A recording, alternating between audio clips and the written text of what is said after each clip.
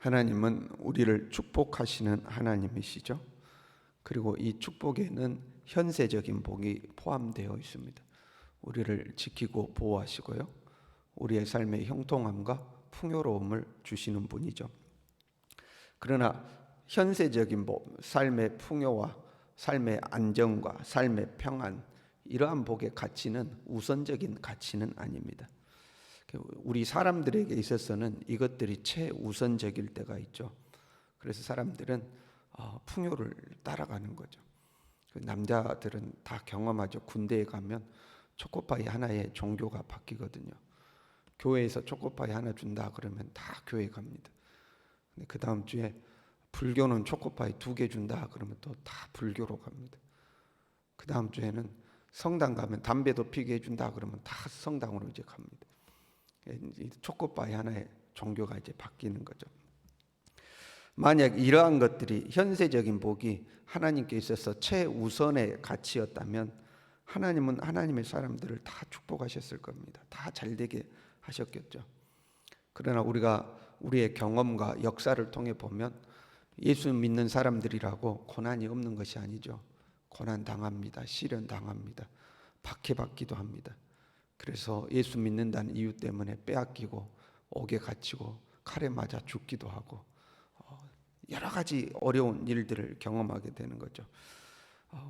우리의 소원대로 이루어지는 것도 있지만 오히려 고난이 우리에게 찾아오기도 하죠. 왜냐하면 하나님에게 있어서는 이 물질적인 복, 그것보다 더 우선되는 가치들이 있기 때문에 그렇습니다. 물질적인 복이 최우선의 가치였다면 하나님 우리 다 축복하셨을 겁니다. 다 이 땅에서 다 잘되게 하셨을 겁니다. 오늘 본문의 말씀은 이사야 예언의 이제 역사적 정황이 기록되어 있습니다. 히스기야 왕 14년에 아수르 왕 사네립이 유다를 이제 공격해 왔습니다. 이 사네립이 왕으로 새로 즉위했거든요. 당대의 이 관례를 보면 속국으로 있던 나라들이 그 나라의 왕이 새로 즉위하면 그 틈을 타 가지고 이제 배신을 많이 했었습니다. 오늘 말씀에도 보면 5절에 보면 이제 네가 누구를 믿고 나를 반역하느냐 이렇게 돼 있죠. 그래서 새 왕이 오르면 그 혼란스러운 틈을 타서 주변 국가들이 다 반역하는 거거든요. 그 반역을 진압하기 위해서 이제 유다를 공격한 거예요. 그런데 이 아수르 왕 사네립에게 있어서 유다는 그렇게 강한 나라로 보이지 않았습니다. 좀 보기에 얕잡아 본 부분들이 있어요. 그래서 사네립이 직접 예루살렘을 공격한 것이 아니라 라기스에서, 라기스는 예루살렘 남서쪽 한 50km 정도 떨어져 있는 지역입니다.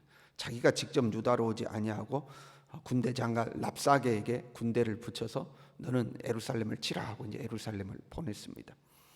그리고 이 사네립은 자기는 두로와 블레셋과 애굽을 이제 침공한 거예요. 자기 군대 장관을 예루살렘으로 보내놓고 그 예루살렘 밑에 있는 나라들을 다 공격하기 시작하고 이미 승기를 잡은 상황들이었습니다. 이 라기스 랍사게가 예루살렘으로 공격해 오니까 히스기야가 이제 국내 대신들을 보내 가지고 협상을 하기를 원했습니다. 근데 그 협상이 이제 결렬된 거예요. 이 랍사게가 돈만 받고 돌아간 게 아니고 돈만 받고 다시 계속 공격해 온 겁니다. 이러한 상황이 이사야 33장 7절에 기록되어 있었죠. 이렇게 돼 있어요. 그들의 용사가 밖에서 부르짖으며 평화의 사신들이 슬피 곡하며 이렇게 되어 있죠. 평화의 사신들이 아니 돈을 싸들고 가서 협상을 했으면 그게 통해야 되는데 돈만 받고 다시 공격해 오는 상황이었습니다. 예루살렘 성문 밖에 도착한 랍사게가 지금 예루살렘을 향하여 외치는 소리가 오늘 본문의 말씀이죠. 4절에 이렇게 되어 있습니다. 내가 믿는 바 그 믿는 것이 무엇이냐? 너 뭐 믿고 그렇게 까부냐? 그런 말입니다. 너 뭐 믿고 그렇게 까부냐? 애굽 믿냐? 애굽은 상한 갈대와 같이 의지하는 자를 찌를 것이다. 그 이미 애굽은 전쟁에서 패하고 있거든요. 그 애굽 의지해봐야 네 손만 상하게 할 것이다 하는 거죠. 너 군사력 있냐? 하고 이제 묻는 거죠. 8절에 이렇게 돼 있어요. 내가 네게 말 2,000匹를 주어도 너는 그 탈자를 능히 내지 못하리라. 야, 내가 너한테 말 2,000匹를 줄게. 내가 네 짠해가지고 네 군사력 보니까 짠하니까 내가 오히려 너에게 말을 줄게. 그 말, 근데 네 그 말 탈 사람이나 있냐 하고 이제 조롱하고 있습니다. 그래도 유다에게는 최종 무기가 있지 않습니까? 하나님 있죠. 하나님 의지하는 거 아니에요? 그런데 이 하나님에 대해서 랍사게가 이렇게 이야기합니다. 여호와, 오히려 그 여호와께서 진노하셔서 나를 지금 너희에게 보내신 거다 하고 이야기를 하는 거예요. 그 이유를 이렇게 이야기합니다. 7절에요. 혹시 네가 내게 이르기를 우리는 우리 하나님 여호와를 신뢰하노라 하리라마는 그는 그의 산당과 제단을 히스기야가 제하여 버리고 유다와 예루살렘에 명령하기를 너희는 이 제단 앞에서만 예배하라 하던 그 신이 아니냐. 야, 여호와 하나님의 그 산당과 그 제단을 히스기야가 다 무너뜨려 버린 거 아니냐, 이제 그런 의미입니다. 산당과 제단을 무너뜨린 것은 히스기야의 업적 중에 아주 중요한 업적입니다. 그런데 랍사게는 오히려 그것을 반대로 그 산당과 제단을 여호와의 산당과 제단이라고 이야기하고 있습니다. 히스기야가 여호와의 산당과 제단을 무너뜨려 버리고 제단 하나 만들어 놓고 거기서만 여호와 섬기라고 한 거 아니냐. 그것 때문에 여호와가 분노하여서 나를 지금 너에게 보낸 거다. 그 히스기야 말 듣지 말아라, 이제 그런 의미입니다. 하나님께서 여호와께서 나를 보내셔서 그 히스기야를 심판하라고 한 거다 하고 이제 이야기를 하는 거죠.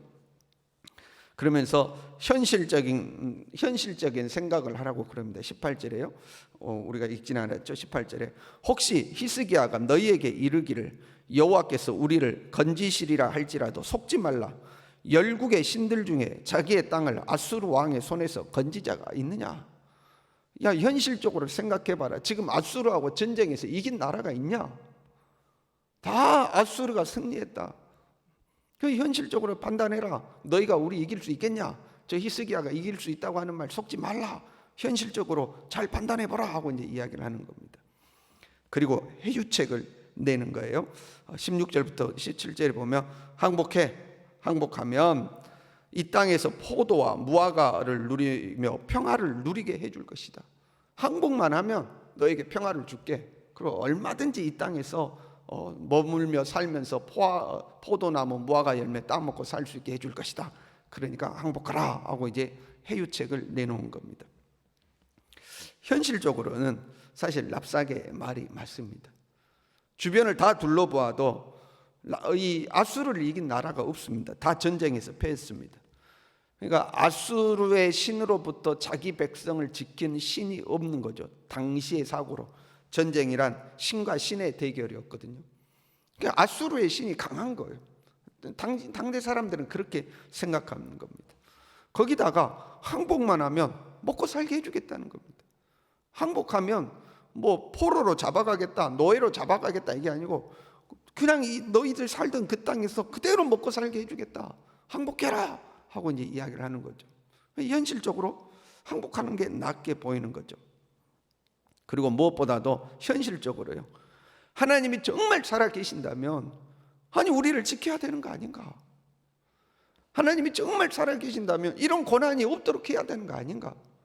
하나님이 정말 살아계신다면 우리를 모욕하고 우리를 비난하는 저 아수르 그 무너뜨려야 되는 거 아닌가? 그게 현실적인 거 아닙니까? 물론 하나님은 이후의 말씀에 보면 이스라엘을 지키시죠. 아수르를 이제 물리치시는 거거든요. 그런데 우리의 삶 가운데서는 이렇게 하나님께서 아수르를 물리치시는 것처럼 물리치는 일만 있느냐? 꼭 그렇지는 않습니다. 현실적으로 우리에게 고난이 찾아오고 고난 때문에 우리는 허덕이고 고생하는 일이 있죠. 현실적으로 그렇죠. 그러면 정말로 하나님 살아계시냐 하고 사람들이 이제 비난하고 우리도 이제 그런 생각을 하는 거죠. 네 현실을 봐라. 하나님이 살아계시다면 네가 지금 이 고난 안 당해야지. 네가 지금 이 고생 안 해야지. 너에게 그러한 아픔이 안 왔어야지. 혹시 그 고난이 너에게 가까이 왔다가도 하나님이 그 고난을 한 길로 왔다가 7길로 물러가게 하셨어야지. 하나님이 어딨냐? 현실을 봐라 하고 이제 이야기를 하는 거죠. 그런데요, 서두에 말씀드렸듯이 현실적인 평안, 현실적인 안정, 현실적인 풍요, 이러한 것들은 최우선의 가치가 아니죠. 하나님 우리를 지키고 보호하신 하나님이시지만 이런 일이 우리에게 안 일어날 수도 있습니다. 왜요? 그것이 최우선의 가치가 아니기 때문에 그렇죠. 오히려 하나님은 이러한 것들보다 이러한 고난과 어려움을 통하여 연단된 우리의 믿음을 더 중요하게 여기시죠. 불로 연단된 믿음이 금보다도 귀한 거죠. 현실적인 것들보다 더 귀한 가치들이 우리 하나님에게는 있는 겁니다. 그것 때문에 하나님은 우리에게 고난도 허락하시고 어려움도 허락하시고 때로 하나님이 어디 계시는가 싶을 정도로 하나님 우리를 내버려 두실 때도 있는 거죠. 그것을 모르면 세상은 랍사개와 같이 우리를 조롱하는 거죠. 야, 하나님이 어딨냐? 네 사는 꼬라지를 봐라. 하나님이 있다면 네가 그렇게 살겠냐? 현실적으로 판단해, 현실적으로. 그리고 정말로 현실을 보면 하나님 없이도 잘 사는 사람들이 얼마나 많이 있습니까? 믿음 없이도 잘 사는 사람들이 얼마나 많이 있습니까?